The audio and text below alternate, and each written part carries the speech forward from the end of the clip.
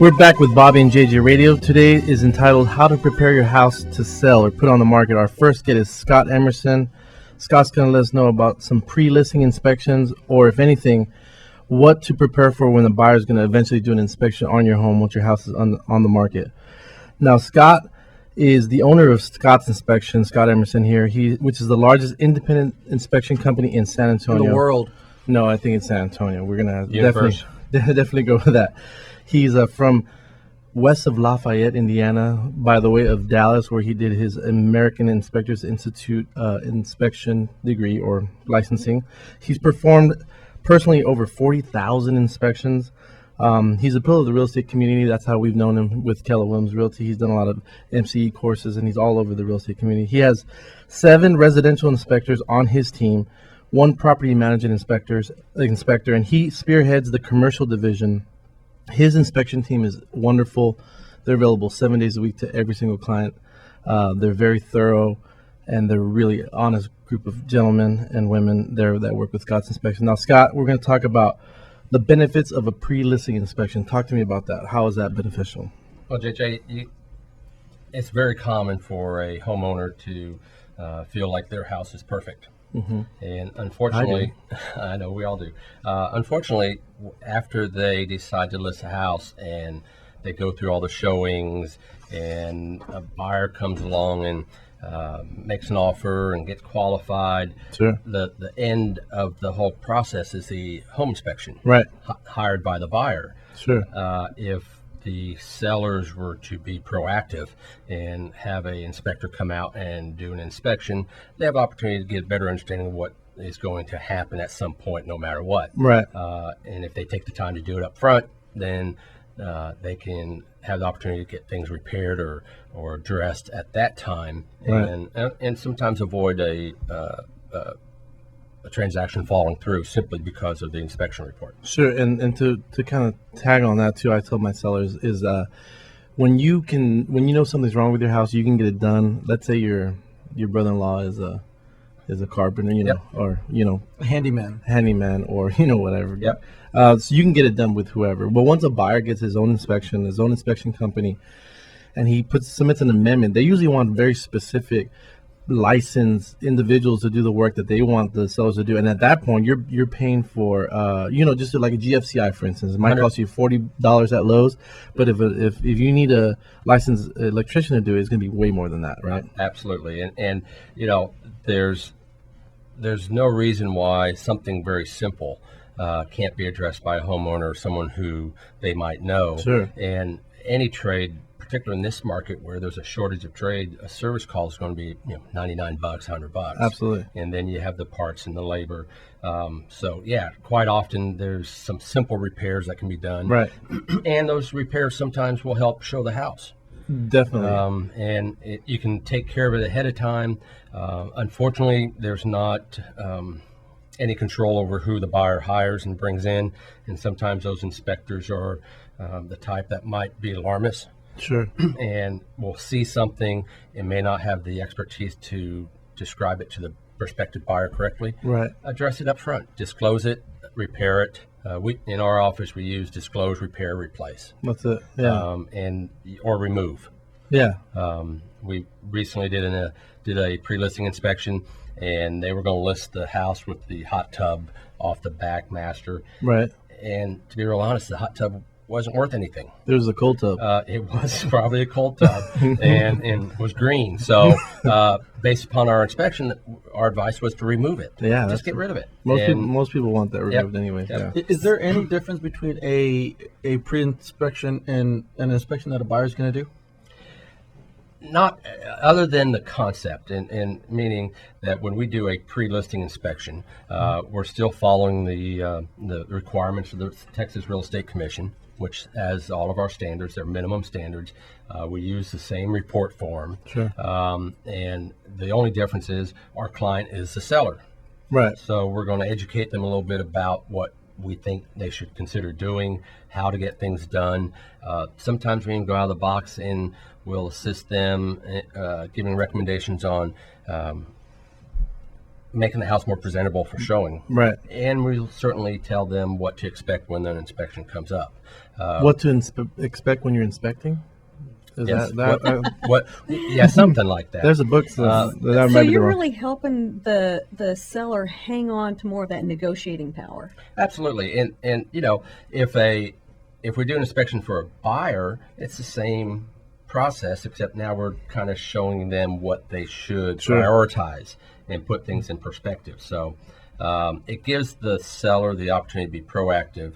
And unfortunately, the comment we hear often is from a prospective seller is, why should I spend the money up front? Right. You know, and let the buyer pay for the inspection. Right. Well, you know, $300 or so.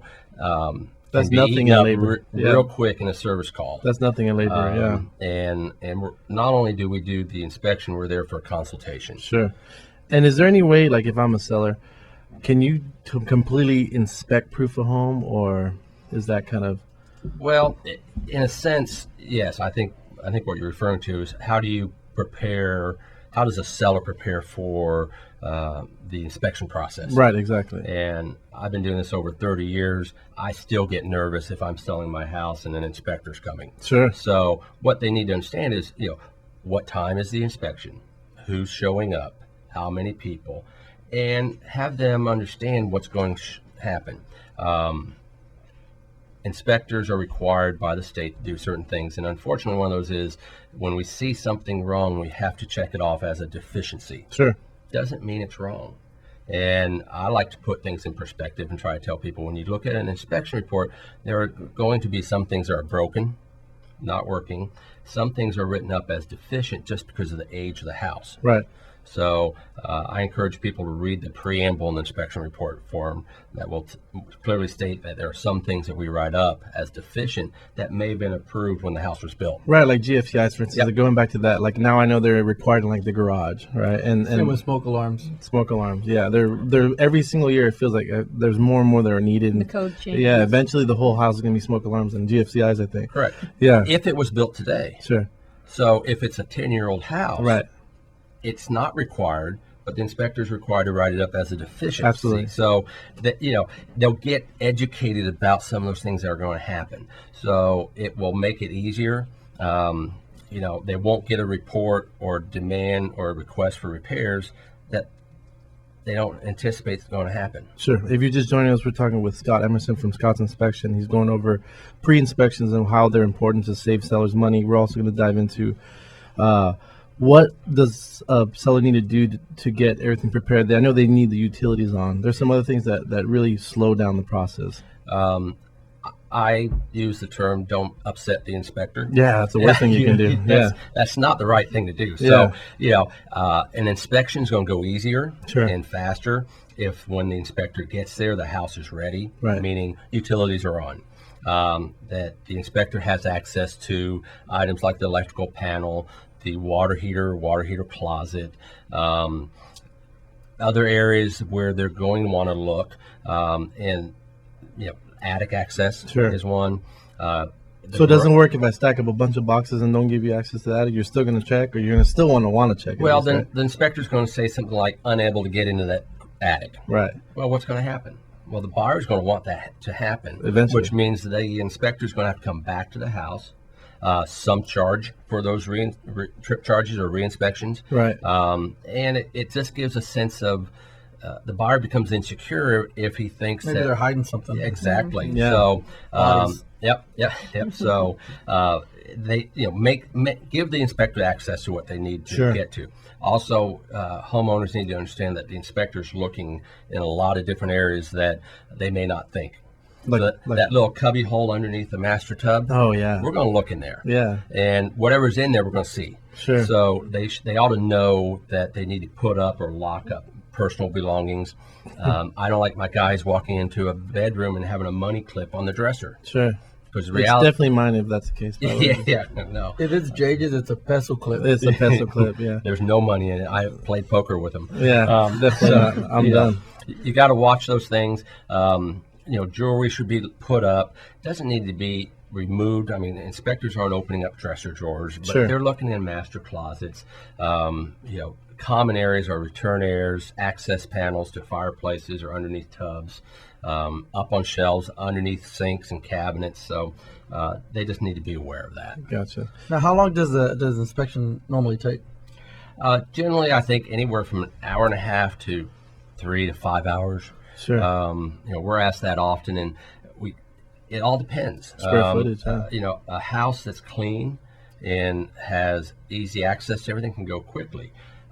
You can have the same house, but there's one thing that trips up the inspector where he starts looking more and more. He has to slow down. So, but hour and a half to 5 hours is probably a good range to expect. And do you normally like for a seller to be home when you're inspecting the home? I don't have an issue with it. Within my company, we know what to do, but unfortunately, some sellers want to get involved. So generally, I would say have them away from the house. Sure. If they have pets, have them kenneled or removed. Yeah. I didn't think about that.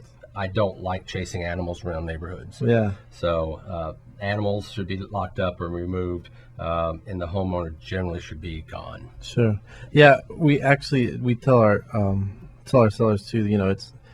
It's hard because we're going to talk to Debbie Boggs here in a minute too. It's kind of a hard. We're the bad cop in the situation. Listing agents, stagers, and inspectors. Yep. Because when you're talking ill about a house, whether it be something on an inspection or decoration or just in general pricing, for instance, it's literally calling their kid fat because they have, this is a house that they lived in, they've grown a family in, and so when you say anything negative about it, whether it be code or decor, like they take it very personal, and so particularly those people that care about their homes. Absolutely. So, yeah. We don't hesitate to tell our client and their agent, if we're doing it for a buyer, can we step outside and go over this? Why put somebody through the stress of being, hearing everything that's wrong? Yeah, they're going to see it either way. Unfortunately, that's what inspectors get paid to do. Absolutely. Is to identify things that are wrong. So what all does an inspector inspect? Do they go as far as inspecting the pools, the sprinklers, the sheds? How far do they go as far as? Generally, all inspectors inspect the basic structure, the roof, the foundation, the walls, doors, windows. The mechanical systems, which is the heating and air, plumbing and electrical, right. Appliances. Then they certainly do a inspection of the exterior, the drainage, those sort of things. Some inspectors do pools and sprinklers, and then also some inspectors will do both the home inspection and the termite inspection. So let's talk about termites inspection. There's this running joke in real estate that either you have them or you're about to have them, right? It's Central Texas. There's a lot of termites everywhere. Yep. And it's a really important. I know that it's mandatory in VA loans, for instance, but some people don't end up getting them and then they regret it later on. But I know your company definitely does them. Yeah, all of our inspectors are licensed to do the termite inspections, and we do the pools and sprinklers and other items that might be around the house. With termites, I think the biggest thing to understand is that we're looking at maybe 25% of the actual house. We can't see in walls, we can't see under carpet, we can't see behind right. things. So when we finish a termite inspection, the question's asked, so are there termites? Right. And the answer is, we don't know. Right. We don't see any visual signs of active or previous termites. Sure. And with the termite report mentioned VA, particularly the VA, it's very important to have no conducive conditions. And so a conducive condition could be anything as easy as mulch being against wood siding. Yep. Right. Bushes or rubbing up against the yep. house. Or the most common is the fence. The fence wooden hitting fence hitting touching the house. Yeah. So just have them cut that back or pull it away, and you'll avoid VA requiring an update on the Or they termite could just report. call you, Scott, for a pre-inspection. That's and, right. And then all these hurdles would be out of the way. Absolutely. So, Scott, I know that, by the way, thank you so much for sharing just a bit of your knowledge. I know you're the best in the business. We use you, the Trade Group uses you for the reason that we only use the best. But thanks so much for your time today. I know that you're doing something for all of our listeners right now. Absolutely. On YouTube and BobbyandJJRadio.com. You usually have a structural report, a regular report, and then an inspection for termite report is separate. And Correct. you're willing to waive that report fee, the termite report fee, which is about $55. I'm so glad you said termite report, not the whole fee. No. Yeah, termite. absolutely. Any of your listeners, anybody involved in all they have to do is mention your show, and if we do a pre-listing inspection, we'll include the termite aspect of it free, and if needed, we'll be happy to help them with what to do on that. Great. So Scott's Inspections on our page, BobbyandJJRadio.com. They're a show partner. You can get all their information. We're going to be right back after a few words. Do not move an inch. This is Bobby and JJ Radio.